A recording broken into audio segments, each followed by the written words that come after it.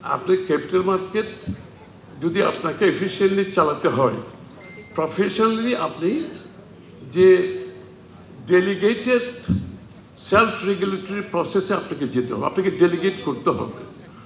SEC day to day বেসিসে stock market regulate করতে পারবে না। It is the job of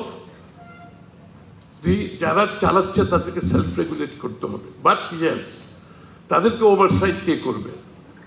self regulation আমরা ঢাকা স্টক মার্কেটকে বললাম, সেটা স্টক মার্কেট বললাম, বাট এটারও তো একটা ওভারসাইটের ব্যাপার আছে। তো সুতরাং আমাদেরকে সকলকে প্রস্তুত হতে হবে।